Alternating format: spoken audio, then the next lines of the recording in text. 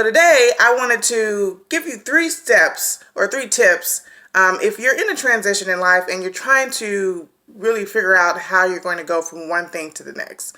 Okay, and when it comes to a lot of big decisions, you really have to think things over, because you know it's going to basically put you in a fork in the road. You're either going to go to the right or to the left.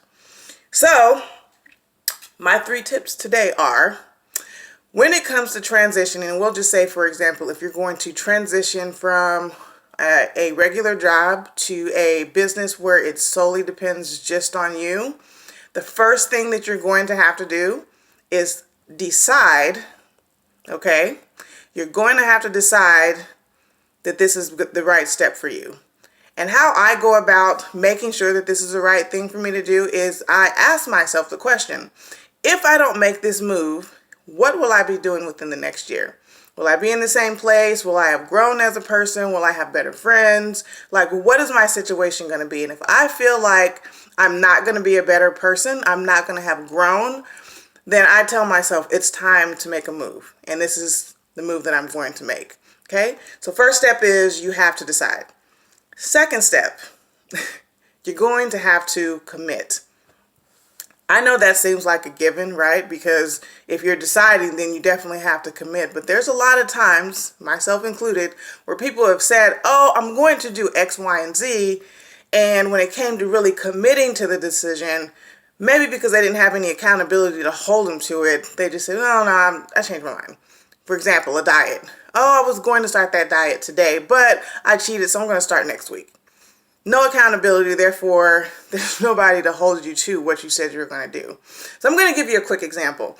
I had decided that I wanted to change my life. I had been going to work, working 2 jobs. I just felt like I was not progressing in life. And I felt like every time I brought up any kind of promotion, I got pushed to the side. That they weren't even considering me. And I remember thinking to myself, this cannot be all my life is equaling up to. Working, to pay bills, to work. It just feels like your life is completely unfulfilled. And so I thought about it and I said, a year from now, where am I going to be? Where would I like to be? And I remember thinking, I'd like to learn a new language. I'd like to travel. I've always said that I want to travel, and I have yet to do it. And at this age, I was about 32 years old. And I thought, if I don't do it now, when will I do it? So then I decided I was going to go to Ecuador for 2 months. 2 months. Okay. And I didn't come to that decision lightly. Like, I really thought about that for a solid 2 months. I really thought about it, dissected everything. And so when I finally decided, then I started talking to people about it, because I was like, okay, I'm going to do this. And I know in order for me to fulfill this, I'm going to have somebody hold me accountable to this, because this is a big step for me. So I made that decision, I decided, and then I committed to it. Now, I'll tell you how I committed. I started telling people I'm quitting both of my jobs, okay? Stepping outside the box. I'm quitting both of my jobs, and I'm moving to Ecuador for 2 months, and I'm doing something different with my life. And people were actually really excited for me, because they knew some of the circumstances I was going through, and I had just really been in a rut. I'd been stuck. And so when I told this to a lot of my good friends, they were like, yes, absolutely, you should do this. You're going to be a different person when you come back. Now, the thing about committing to doing something different, you're going to always have one person. It may be more than one, but you're going to have at least one that's going to tell you why this is not going to work. And you've got to be prepared for that. And a lot of times we think the people that love us the most are going to be the one that supports us and says, yes, yes, absolutely, go out, you got it. Those could be the ones that are shooting you down. Those could be the ones that are saying, look, you make a lot of money at this job. You're already a pro at this. Why do you want to go and switch it up? Why would you go and move out of the country? Like, what are you going to benefit from that? Everybody is not going to understand your dream. Don't expect them to. Now, here's the thing. When I told one of my friends that I was quitting, he literally came to me and he was just being honest. He said, what you're doing does not make any sense to me. Why would you do that? He's like, you're going to a country that you don't know anybody. You don't speak the language. You're not getting paid for it. And then when you come back, you're not going to have a job. And he was like, that doesn't make sense. Why? Why would you do that when you could just stay here and work? Now, I could have let that really shut me down and say, yeah, you know what, you're right. I'm just gonna leave it alone. But I knew that growth was on the other side of that decision. And so even though he didn't understand, I didn't let that stop me because I knew there was something more for me. See, there's a thing. A lot of people have this gift or maybe even a talent that's deep within them. And a lot of times they set it to the side and they just say, oh, that's just something I kind of do, but they don't realize we have these gifts and talents within us. They're put there for a reason. They're a roadmap to the life that we really want. In order to get there, you've got to unlock that gift.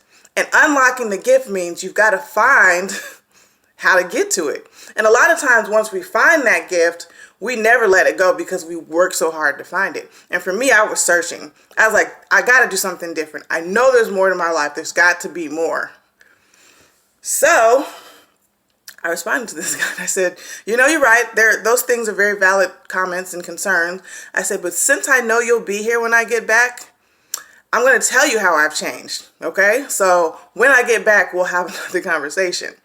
So after you commit, the third step is you're going to have to take action. If you don't take action, everything else that you've done doesn't matter because as the Bible says, basically faith without actions is dead.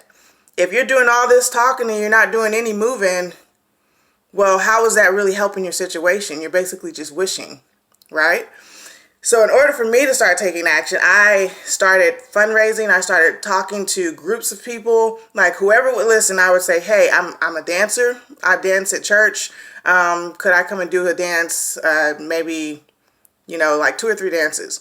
I did whatever I could. And I was so amazed at how many people rallied behind me to help me, to push me forward, to say, yes, you can do this. Yes, I support you.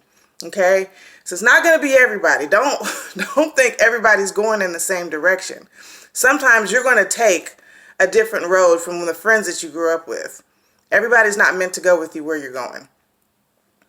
So 3 steps. You have to decide, you have to commit, and you have to take action. Okay? You do these 3 things, you're guaranteed to shift your life in the direction of your goals. And the whole point is you have to start moving in the direction of your goals. To stay in a place where you're not growing, yes, you could be safe. You could have a paycheck coming in. You could be okay. But you could also be stunting your own growth. So when I went to Ecuador, I was there for 2 months. When I came back, I was able to speak Spanish. I had a freelance business where I was doing my photography.